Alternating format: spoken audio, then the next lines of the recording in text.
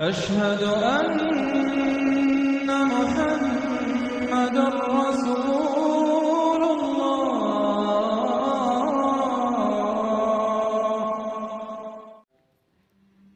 Assalamu alaikum wa rahmatullahi wa barakatuhu. Today we are starting with the reflections on the first ayah of Surah Ad-Duha. The very first ayah of Surah Ad-Duha will make you stop and wonder. At least that's what it did to me when I had started trying to understand why this surah is recommended to those who are going through depression. When I read this first ayah, I just stopped and I was like, what's going on here? I mean, consider this. We are talking about depression, and interestingly enough, the first ayah of Surah Ad-Duha talks about the morning. Wad-duha, by the morning brightness. And the reason it is interesting is because depression is somewhat like a dark phase in a person's life. So logically speaking, it should have been talking about the darkness or something first. But instead of that, it's talking about the morning first. And this begs the question, why?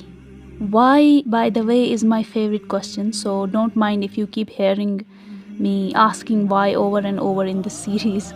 So why is Allah Azza wa Jal mentioning the morning first? Let's think about it. How do we think about our happy days? When we are really happy, it's like the days have brightened, right? Even the stars are brighter than before. When the days are brighter, we have people around us joyful, interested, as well as encouraging. Our brightest days are when things are happening, moving and flowing, and we find optimism coloring our lives, our thoughts, as well as perspectives. We are busy following our dreams and enjoying life. The lesson here is very simple. Even though the surah was revealed during a depressing time, what it is teaching us is the importance of a correct mindset. What is a correct mindset? And it is teaching us that through three things. That's what I have understood so far. The first thing is tawakkul. So the first ayah is teaching us how to develop a correct mindset, the importance of a correct mindset. And it is teaching us the importance of a correct mindset through three things. The first thing is tawakkul. What is tawakkul? First, let me tell you. Remember what we recite in Iman Mujmal? It goes like, Amantu billahi kama huwa bi asma'ihi wa sifatihi. Meaning, I solemnly believe in Allah with His all names and personal attributes. And here I'm hoping that you are paying attention to this part, because it's something that is very important, very, very important in the life of a Muslim. But unfortunately, it is also something that has been sidelined to such an extent that it is something that is close to non-existent. The Asmaul Husna are important because they provide us with lenses that we are supposed to keep putting on in order for us to actually see the reality of things. The reason that we are so in tune with the delusion, وَمَا الْحَيَاةُ الدُّنْيَا إِلَّا مَتَاعُ الْغُرُورِ, we have become completely in tune with the delusion of this dunya, and by default become out of touch with the reality that all the prophets kept reminding their people of. Why do I refer to Asmaul Husna as lenses? Let me give you an example. Why do we use microscopes and telescopes? To see what is not visible to the naked eye? Yes. So when we are immersed in the delusion, we need special lenses to help us see through this delusion. The more lenses you have, the clearer will be the view around you. So if we want to really understand what's going on around us, we desperately need those lenses. We desperately need Asmaul Husna, because they keep us grounded. They help us develop and maintain a healthy mindset. If you want to change your life, you have to change your mindset. And that is exactly what this first ayah of this surah is teaching us. Let's take an example of Asmaul Husna. Let's take the example of Al-Hakim. Allah is Al-Hakim, that is, Allah is the All-Wise. So remember, it's part of our Iman to believe in the names of Allah Azza wa Jal. What does it mean to believe that Allah is the All-Wise? We believe He is the All-Wise. It means that we believe that whatever He has decreed for us is out of wisdom. Allah Azza wa Jal tells us in the Quran that perhaps you like a thing and it is bad for you, and perhaps you dislike a thing and it is good for you, and Allah knows while you know not. So, coming back to what I said before, that when we say Allah is the all-wise, we believe, we trust that whatever He has decreed for us is out of wisdom. And that alone should assure us that there is a greater wisdom behind what we are facing. Maybe we cannot see we cannot see that wisdom right now, but it is there. And anyone who has tried to observe life as objectively as possible will tell you that when you are going through something challenging, it is difficult to understand why it is happening. But once you surmount that challenge and you look back, things start to make sense. Because now you have all the pieces of that puzzle. That challenge that you were facing, that puzzle is finally complete. And you can see why this was happening, why that was happening, why that. So the wisdom is clear. But when we are going through that challenge, it's difficult to understand. But that's where tawakkul comes from.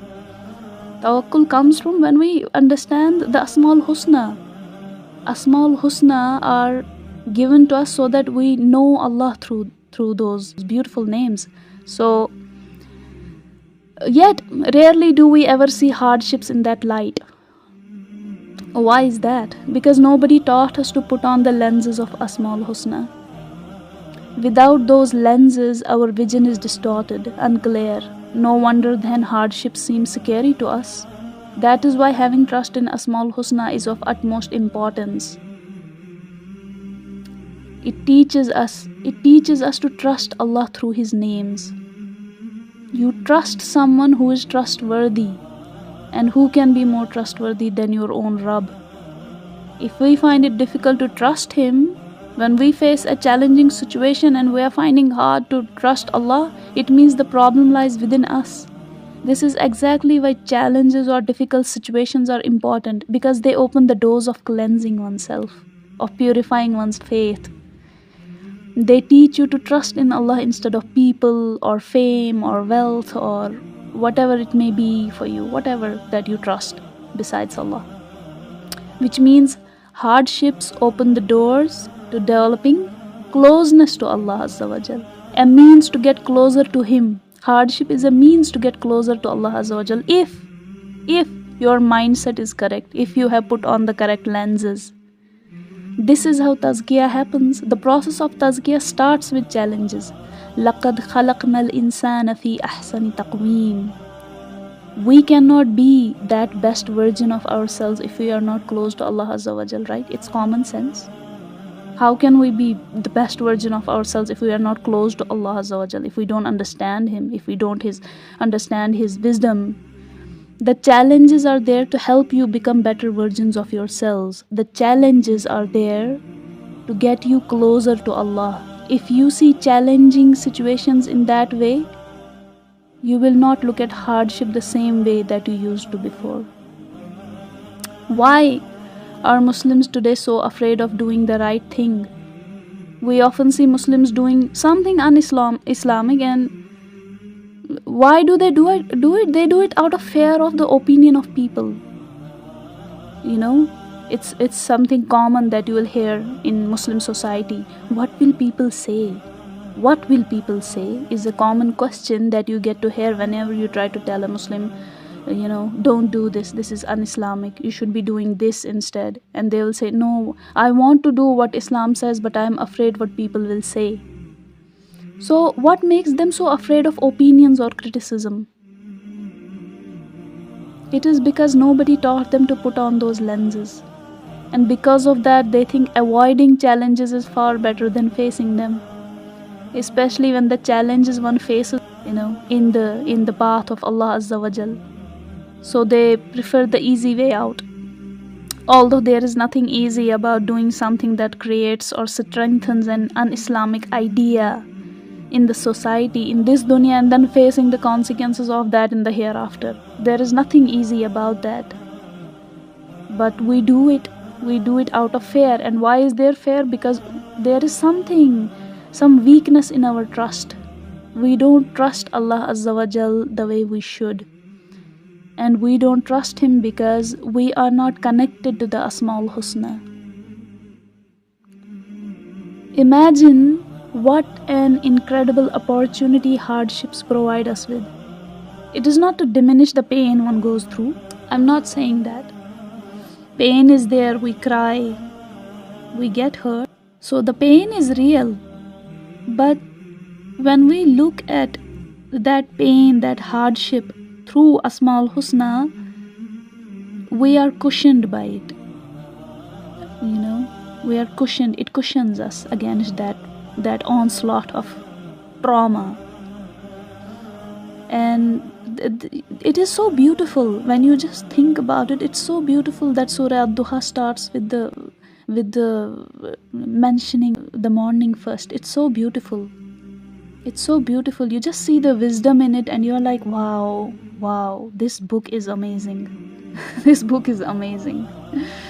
It's no wonder that this surah that we are told to recite during depressing times, when we are going through hardships, when we are going through depression, the first thing it teaches us is that we need to have a correct mindset, because everybody goes through pain. Who is in this world who hasn't seen pain? Everybody has, but Allah Azza wa Jal says, Inna ma'al usri yusra. With hardship is ease. So if we don't face the hardship, we are not going to become better people. When we are better people, that's when ease will come. It's one way of seeing it. I'm not giving you an interpretation of it. I'm just saying that it is one way of seeing it. That hardships make you better people. You know how P.B. Shelley said, if winter is here, can spring be far behind? It is something like that. That if hardship is here, it means the doors have opened up for you. It is a means to get closer to Allah. So the first thing, how to correct one's mindset, the first thing is through tawakkul. And the best way to have that tawakkul is through Asmaul Husna. The other two things that it teaches us about how to develop correct mindset, we are going to, inshallah, go through that in the next episode. This is getting a little longer than I thought, so I hope it has become clear what I am trying to say, that the listeners have understood what I am trying to say, that the first ayah of Surah Ad-Duha is teaching you the importance of having a correct mindset, and that correct mindset can be achieved through three things, and one of those things is tawakkul. The very first thing is tawakkul, and tawakkul is it can be achieved through Asmaul Husna. Asmaul Husna are very important. We need to contemplate the names of Allah Azza wa Jal. So that's for today. I hope it was useful. Assalamu alaikum wa rahmatullahi wa barakatuh.